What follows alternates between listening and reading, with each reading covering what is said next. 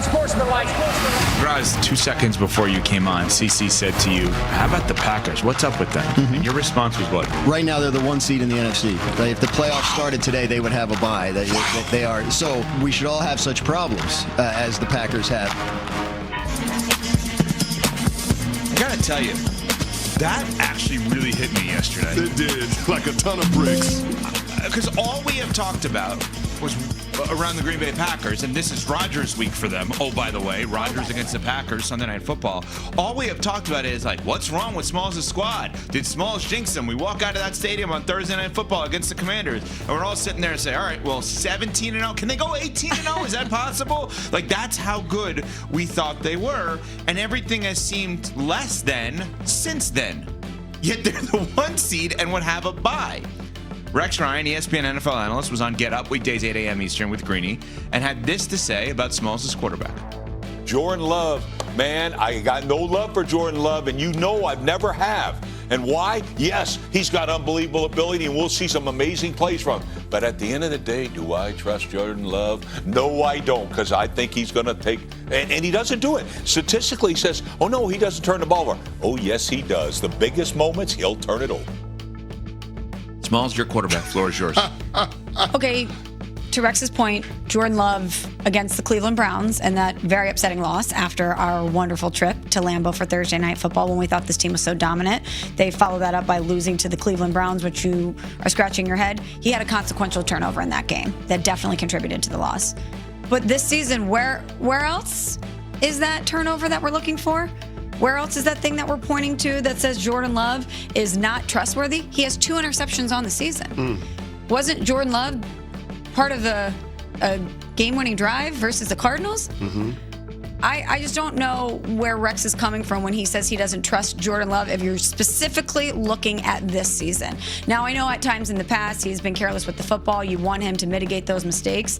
But so far this season, only 2 interceptions and 1 of them really of consequence. The other one was against the Cincinnati Bengals, and they won that game handily. Yeah, and in that game, he had a 3rd down completion to Matthew Golden in the second half that put it on ice. He can play make at the most important times of the game. I guess the only issue is the mistakes at the most inopportune times, right? Like the red zone pick against Cincy. That's a bad mistake. The pick against the Cleveland Browns at the end of the game when Cleveland's offense was doing nothing. When you had the game in the bag, all you had to do was run out the clock, and you didn't because you turned the ball over. Those are just mistakes that can't happen for a quarterback that's on a championship caliber team. And I guess the stakes of it all is what puts Jordan Love under the microscope, because when you look at the big picture, he hasn't been bad this year, even though when we have the conversation around the Green Bay Packers, a lot of it centers around the offense being uneven.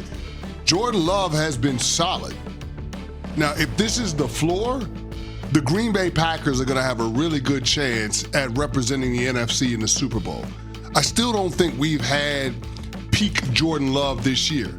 And maybe that's something that he's going to grow into when he gets all of his weapons back healthy, when the offensive line is stabilized. Maybe we get a different version of Jordan Love in the second half as opposed to what we've seen already. We've seen that before from him in his first 2 years as a starter. Starts out slow, picks up some steam in the second half. If that's what the Green Bay Packers have in store, then all of a sudden now I'm willing to consider them staying in the position that they're in right now, being the number 1 seed in the NFC. So I don't love Jordan Love, and I've never had love for Jordan Love is a pretty strong statement from Rex, obviously, on Get Up this week.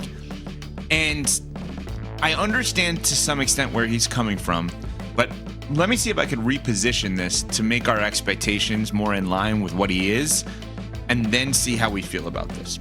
Jordan Love this year has 10 touchdowns and 2 interceptions. Yes. Okay, that's through 6 games. By my math, and I'm not the smartest, but that would put him at 28 touchdowns, 6 interceptions, roughly, for the season. Would we be okay with a 28-6 touchdown-interception ratio for a starting quarterback on that team? Well, we don't just judge quarterbacks off of touchdown-interception ratio. Understood, but we judge them on wins and losses. Right. So if they have 28 touchdowns to 6 interceptions and they're the number 1 seed in the NFC, yeah, right. I feel pretty good about it. Now, also, when do those interceptions happen? Okay. Right? Is it consequential times in the game? Is it something that doesn't really matter? That matters to me. Understood. Does that get him hypothetically to an MVP candidate? Is he an MVP candidate at that? I would say no, right? I think the reclassification of expectations is maybe this guy just helps them win, but it's not actually an MVP. Like Jalen Hurts? Like Jalen Hurts. Now, Jalen Hurts was almost an MVP, though. He was runner-up to the MVP the first year with Nick Sirianni, or second year with Nick Sirianni. I think I understood, but I think the overall people look at Jalen Hurts as he's a winner more than he's an MVP. Well, Jalen Hurts has an All-Pro. Jalen Hurts has a Super Bowl ring. He's a Super Bowl MVP. All right, then let's use a different name. Yeah, I get where you're going. So I think maybe, and I'm talking this out for my own expectation. I'm like, wait, this guy should be like his predecessors and be an MVP candidate every year, like Aaron Rodgers and Brett Favre. Well, those are all-time great first ballot Hall of Fame players. So maybe if he's like Russell Wilson in his prime in Seattle. Sure. Yeah, I brought up Jalen Hurts just because Jalen Hurts doesn't care if he puts up the gaudy numbers. He doesn't care if it's a Saquon special. He doesn't care what it takes in order for them to win the game. And if Jordan Love needs to lean on Josh Jacobs or the defense is the one that carries the day, but they're winning football games, I don't think he cares either. So if it's Jared Goff or if it's Matt Stafford going along those lines. So okay. let's maybe you can win championships with that's those guys. right. That's what I was getting. And I guess that's what makes it weird to say you have no love for Jordan Love. And as much as I love Rex Ryan, why would you have no love for a quarterback in his first 2 years as a starter replacing a legend in Aaron Rodgers that gets your team to the postseason and, oh, by the way, wins a road playoff game? Right. And pushes the 49ers to the brink. So that means he won. He's been able to win a little bit. I think we need to reclassify what Jordan Love is. He's not an MVP candidate every year. He's on that winner list every year. He needs to be one of those guys that we look at as he's just winning. He's able to win. Brock Purdy, small sample size, has won a lot in his career. Very tiny sample size, but like he's won a lot of games. Nobody's putting him as an MVP candidate. But if I said to you the Niners get Brock Purdy back, they're all healthy, you're going to say, well, I think they could maybe make a run. I don't think he can be an MVP, but I think they can make a run. That's what Jordan Love actually is, I think. Yeah, but to say you got no love for Jordan Love, I didn't understand that either. It's wild. What are you basing that on? That's the part that I don't understand. Through the first 39 games of his career, he has fewer interceptions thrown than Aaron Rodgers. Think about it. He has 25 interceptions thrown through the first 39 games of his career. Aaron Rodgers had 28. Excuse me, 29. Pretty good. Pretty good.